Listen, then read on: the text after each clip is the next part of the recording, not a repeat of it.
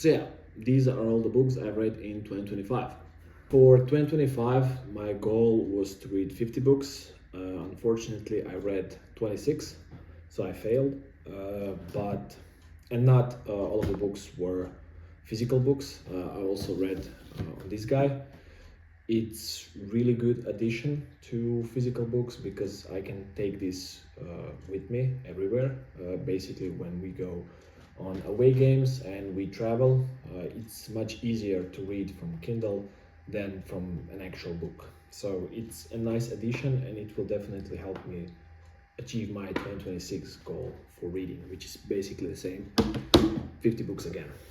Uh, I will just go over some of the books that I've read in 2025, and I'll share some of my lessons. I have my laptop here for easy access to notes because it's a lot of books. And actually, on screen right now, I will put a screen recording of my Goodreads account, so that way you can see all of the 26 books I've read in 2025. But yeah, starting with The 4 Hour Workweek by Timothy Ferriss. For me, it was a really good book. I was late to the party because this was the book from like 2010s and somewhat 2020. But like most of his ideas in his book are ahead of its time, and today I believe they are like common knowledge to people in this space of like self-improvement or entrepreneurship or whatever you want to call it. But still, I got some really good lessons out of this book. First one is that work will fill the amount of time that you give it to. So it's really important to focus on leverage and not the actual hours you put in. Because if you say like this task will take me like 2 hours, it will definitely take you like 2 hours or even more. Um, and it's really important to focus on like big leverage moving tasks, because like washing dishes is important, but like if you're on an entrepreneurial journey and you want to learn some skill, it will be really valuable and you will have more leverage in the future if you, for example, learn sales or marketing or whatever than to do the actual dishes. I'm not saying it's not important to do dishes, but like your priority should be on leverage moving tasks. Then next thing is that 80-20 rule, and it's like 20% of actions create 80% of the actual results. And today I believe that that's the common knowledge, and it really opened my eyes to that idea. And this book also opened my eyes to the idea of outsourcing or automating tasks. Uh, Basically, when you outsource or delegate or automate tasks, you are getting your time back. So you're actually paying a certain amount of money, but you will get all of that time back. So basically, you're paying to get one thing that's most important, and that's time. And I'm not even close to that yet. But the idea that you can have a VA in some third world country, and basically they can like look through your email or do some like tasks that will take you like a certain amount of time seems really appealing, because then you can focus again on like leverage moving tasks or experiences in general. And another big thing from this book is that lifestyle design matters more than the actual amount of money in your pocket, because money without freedom is a bad deal in his view, and I'm somewhat agreeing with him. If you have money, then you can basically design your lifestyle, if that makes sense. But if you're going into this journey and then you're having that like really top of the mind, then I believe that you can play this game of life on a different level than most people, basically. But yeah, really, really good book.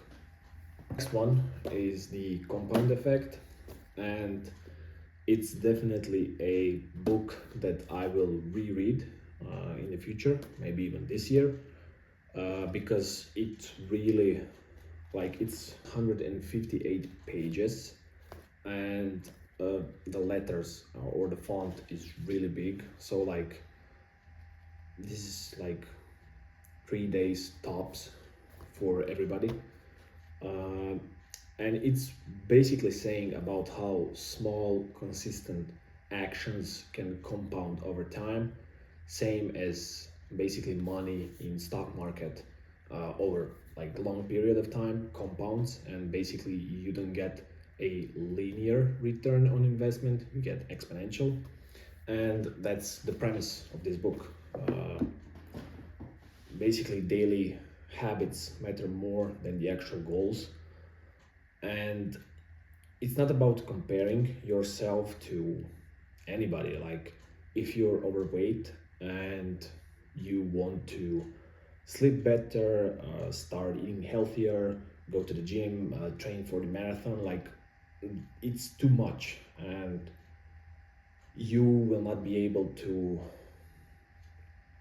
stay in it for a long time because you just have some goal that you want to obtain without the actual steps of how to get there.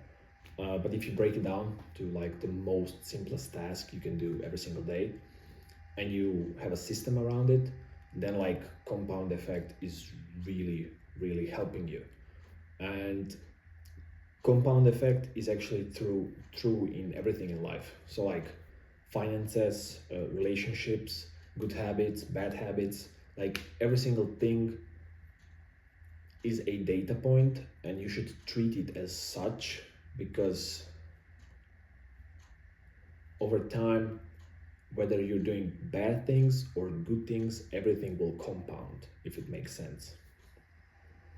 And once you have compound effect in play, momentum is really powerful, and basically your then goal should be to not break the momentum. Basically, once after, let's say, 20 years of investing, you can pull out a certain amount, but like if you pull too much out, then like you break the exponential growth, and like your graph won't go like this, it will go like this, and then it will go down, and it will take a long time for it to shoot up again. So it's a good thing to keep in mind. But yeah, really good book. Next book we have is Awaken the Giant Within by Tony Robbins, and it's a really good book. I believe that I will reread it in the future. It's really long because he really goes deep into a lot of things. A few things that I've got out of it is that your life is shaped by your beliefs and emotional patterns. So if you can change your belief or those patterns, then basically you change your life in a way. And he's saying that basically, if you want to change your life, since your life is shaped by beliefs, if you change your belief, your life is changed in an instant. And then it's all around focus, movement, and meaning from there. So, like, basically, everything comes down to a decision, and we all make like 1,000 decisions a day.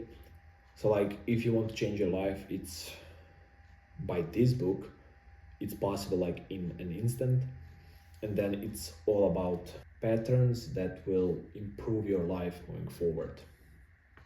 That's basically my lessons from this book. I might be wrong, but I read it like at the beginning of last year, so maybe like my knowledge is a little behind. So definitely I will reread it again, because I remember like after I finished this book, I was like, damn, that's a lot. So Highly recommend this book. Next up, we have Can't Hurt Me and Never Finished by David Goggins. Unfortunately, my never finished copy is back in Koprivnica. But basically, these books are really great because they are just telling a story about a guy who, just a regular guy, and he wasn't supposed to make it. Everything was against him for him to become a Navy SEAL, and he did it. And basically, he's speaking about discipline, which is the only thing you need. Motivation is like really, really low-lasting fuel. If you want to have some permanent changes, then you need to instill discipline in your life. And discipline is like a muscle, so it's the more you practice it, the better you will become at it. So that's a thing to remember. And then he's just saying like all these mental frameworks, and like, for example, your body will, no, actually he's saying that your mind quits long before your body does.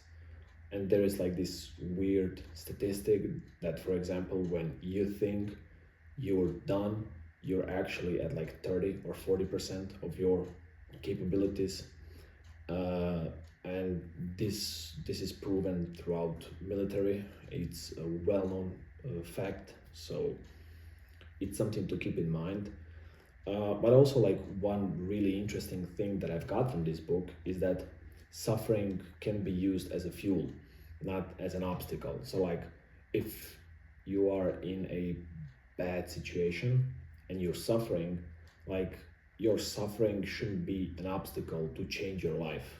You should use it as a fuel to change your life for better. But yeah, David Goggins, really cool guy. Another really cool guy is Ryan Holiday, and this is his book Discipline is Destiny.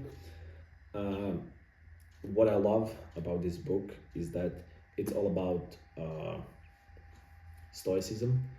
He's really stoic guy, and he also has a book Daily Stoic that I've read like every single day for last year, and it's really interesting because he's basically saying that discipline is a form of a freedom. It's not a restriction, because if you're disciplined and you have a specific goal that you want to achieve, then basically you will achieve it, and by achieving it you will become free, if that makes sense. Because if you are free and you do whatever you want whenever you want, you're just a slave to your emotions and your mind, so you're not exactly free. And he has a lot of examples about how greatness is built through self-control and resistance. And basically, like, if you look at the greatest players in basketball or in sport in general, like, they were all dialed and disciplined with their daily practices, and because of them they became the greatest athletes in their field. So it's really something to take and to think about, because it's not like you're putting yourself in a cage. It's like you're choosing something that you want to do, and because of it you're free. And he's also saying that mastering yourself is harder, but it's way more important than to master others. And that's basically the whole premise of Stoicism. It's like, master everything that's inside of your control, and everything that's outside, it's not so important, because at the end of the day there's nothing you can do about it, basically. But yeah, Ryan Holiday, really cool guy, and I will also read a lot of his books this year, so really looking forward to that. Next up, we have The Psychology of Money by Morgan Housel. And basically, I'm not best person in the world when it comes to my personal finances and money in general. And in this book, he's saying that basically financial success or wealth or whatever you want to call it is more about behavior than actual intelligence. So, for example, if you are somebody who is struggling with money, like myself, then it's not that I'm not intelligent, it's just that I'm making poor decisions because you're probably acting on emotion, which again is not good. And also, he's saying that we are not admitting that luck, uh, risk, and timing play bigger role in financial success than they do. So people kind of like downplay that, and he's saying a lot of things and a lot of interesting facts about the actual money and about his thinking. And one really good framework of thinking that you can take out of this book is that long-term thinking is way better than short-term, and it's basically like instant gratification versus delayed gratification. Like, it's way better to get something later than now, is one of the things that he's saying. But yeah, really good book. Really opened my eyes to a few things that I can change. So, next book was read on this guy, and it's actually Problem Prospecting by Mr. Stuart Taylor. Since I'm basically in sales, my goal was to read some of sales book last year, but this year I'm really going like all in on sales. So I will read a lot more of sales and business and marketing books in general. But Problem Prospecting was really good because it's basically saying that selling starts with understanding problems, not pitching solutions, which is something that I did in the past. And especially in like last company where I worked, it was basically like all around pitching and just selling on the spot without actually understanding other side. And I believe that sales is all about problem solving. So like this makes a lot more sense to me than to just go and like pitch slap everybody and then hopefully like somebody will buy. And then when it comes to problem solving, it's all about understanding, and you will understand a lot more and you will uncover real needs from people when you ask better questions. So like this is something that I'm trying to do constantly. And one other thing that I'm trying to do, but I'm not really good at it, is that I should listen more than I speak, because sometimes maybe this is like a human thing or it's just me thing, I'm not really sure. But like I really go into this talking mode where, for example, I say everything I need to say and then I kind of explain it again.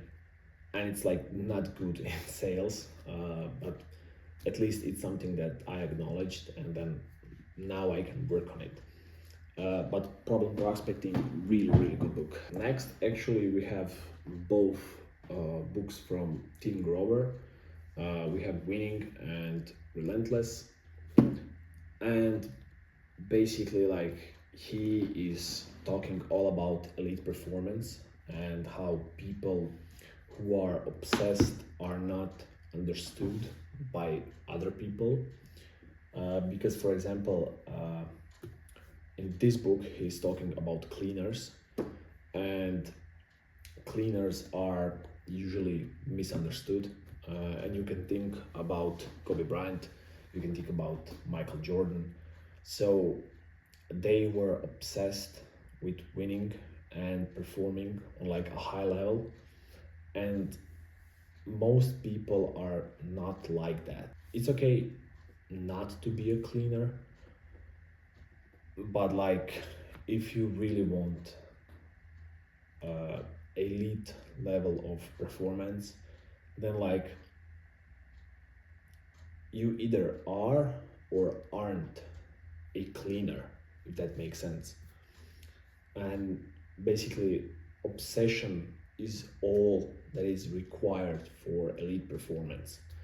And he's talking a lot about Michael Jordan because he was his personal trainer, so of course. Uh, but I just love everything that he's saying. But that basically, if sometimes you feel like what you're about to do will be misunderstood by a lot of people and that people will call you crazy, like it's all good. It's good to be crazy because then you have like, I mean, it's not like that he's giving you the liberation to go out and perform in whatever area you want to perform, but like it's nice to hear that that's like possible and that's out there and that other people done that basically. And when it comes to his other book, Winning, basically he's saying that winning is a mindset, it's not a result. uh, for example, you never lose. What he's saying basically that Michael Jordan never lost, he just ran out of time, which is like a really cool framework or really cool way of thinking. Like he was so competitive that, you know, like it's not that he wouldn't admit losing, it's just that in his mind he could have won if he just had more time. And it's really, really interesting to think about it, or basically to me it is because I'm into basketball. um, and then basically that in winning, what's actually really important is that pressure reveals true character. So like if you're not performing under pressure on a level that you want to perform, then maybe like that's your true character. And again, I believe that those things can be learned, or I also believe that we all have them. It's just like dependent on where you want to perform. But yeah, really, really cool two books. Hopefully someday I will reread them again because really love them. And then last book that I will talk about is another Ryan Holiday book, and is Stillness is the Key. Uh, this book again has a lot of stoic ideas, uh, and I really love it because today in like modern world where we all live, um, everything is moving really fast, really rapidly, especially on the internet. Like you can access information that was once like a library in like a second, and we are constantly like in a loop of new info, new info, new info. Like something is trending, something is new, something, oh, what happened there? And in this book, it's all about like stillness and slowing down. And basically, stillness gives you clarity in this noisy world. And basically, slowing down improves your decisions. And he's talking about basically like how Marcus Aurelius made his decisions, where like he would go out of his way to be alone and just to be with his thoughts and to rethink about everything. And for example, like how JFK made a decision before Cuban War, if I'm not mistaken. Great leaders in our history tried to cultivate calm and calmness, and it's basically same as stillness, as slowing down. And like, if for example like JFK, who was the president of the United States, one of the most important people in the world at the time, tried to slow down. And sometimes I believe that everybody can catch themselves on a Monday morning where everything's like in a rush and it's a new week and like a new like circle on a treadmill or in a rat race, whatever you want to call it. It's really important to take a step back and like to think about your decisions, to have a calm space in this noisy world, because in today's day and age, basically, peace is a competitive advantage. And if you can have peace, you will have better decisions. And if you have better decisions, your life will be better. So, yeah, really, really cool author, really good book. But yeah, this is it. These are all of my books that I wanted to talk about. One last thing that I just want to say is that so for 2025, I've read 26 out of 50 books that I wanted to read, and I implemented two new things when it comes to like previous years.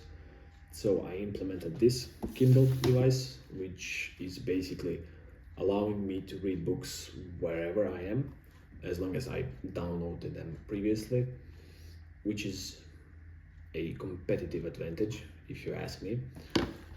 But I also, if you saw, like introduced books in Croatian, which is actually my native language, and I realized that I'm reading those books a lot faster.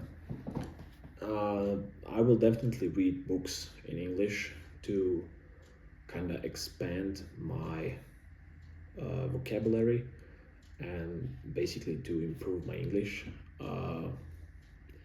But books in Croatian are something that kind of surprised me last year. So for everybody who is in Croatia and wants to read more books, maybe just don't be like me and read books in your native language. But yeah, this is it for today's video. Hope I see you in the next one. Peace.